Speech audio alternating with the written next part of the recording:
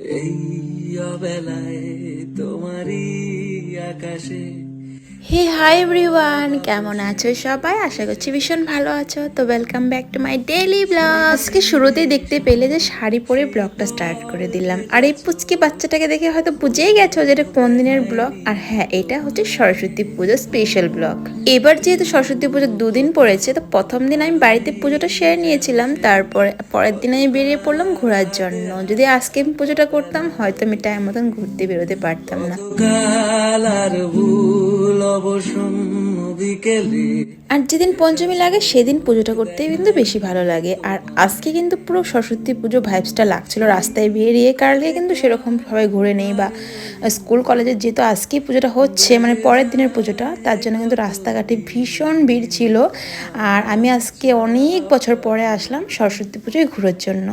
2014-তে মনে হয় ঘুরেছিলাম একবার সরস্বতী পুজোয়, আর এখন চলছে 2025। তোমরা ভাবো যে আমি কিরকম ধরনের মানুষ হতে পারি। জানি আমার এই ব্লগটা আমার অনেক ফ্রেন্ডরা দেখবে স্কুল কলেজের, তো তারা জানে যে আমি সব সময় প্ল্যান ক্যান্সেল করার মানে পণ্ডিত ছিলাম। আর এখানে আমার অনেক ফ্যানের সাথেও দেখা হয়ে গেল। এই দেখো, ছবি তুলে নিল আমার সাথে। তারপর আমরা কিন্তু চলে আসলাম জিএলসি কলেজ, বরপেটা রোডের। তো জিএলসি কলেজে আসার কারণ হচ্ছে এখানে আসলে অনেকের সাথে দেখা হবে আর একটু খিচুড়িও খেতে পারবো। আর বিএচ কলেজে আমার যাওয়া হলো না, কারণ এত দূরে আমার যাওয়ার একদম ইচ্ছে নেই। তারপরে দেখো আমার একটা স্টুডেন্টের সাথে দেখা হলো। আমি যার যার সাথে দেখা হয়েছে সবার সাথে একটু একটু করে ক্লিপ তোমাদের সাথে শেয়ার করে দিলাম।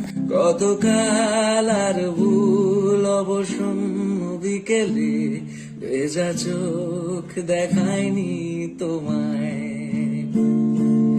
কলেজের ভিতরে তো ঢুকে গেলাম, বাট ঠাকুরের দর্শন এখনো হয়নি। আমরা ঠাকুরকে খুঁজছিলাম যে সরস্বতী মা কোথায় আছে। পরে বেরিয়ে দেখি যে বাইরে আছে। আমরা অপোজিট সাইড দিয়ে এসেছি, তো তার জন্য একটু ঘুরতে হলো। দেখেনি আর কেউ।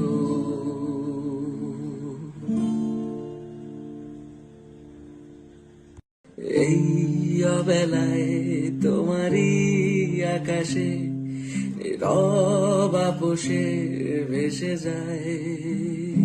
মাকে কত সুন্দর লাগছে দেখো। আর প্যান্ডেলটাও কিন্তু খুব সুন্দর করেছে। আর এদিকে তো এনাদের ফটো তোলাই হচ্ছে না। আমি না একদম ফটো মানে বেশি তুলি না, আমি 2-1টা ছবি তুলবো, তাতে আমি স্যাটিসফাইড হয়ে যাই। বাট ওদেরকে ফটো তুলে আর মানে স্যাটিসফাইডই করতে পারছিলাম না। আর এদিকে আমাকে ফটো তুলবে বললো। ওদের ফটো পোজ দেখে আমি ভাবলাম আমিও এখানে কয়েকটা ফটো তুলে নিই। তারপর দেখো, আমি বলছিলাম হাজব্যান্ডকে তো নিয়ে আসি না, এই গাছটাকে ধরে একটু ফটো তুলি। ভেজা চোখ দেখায়নি তোমায়। সেই কবেকার ভাই। তারপর এবার খিচুড়ি খাওয়া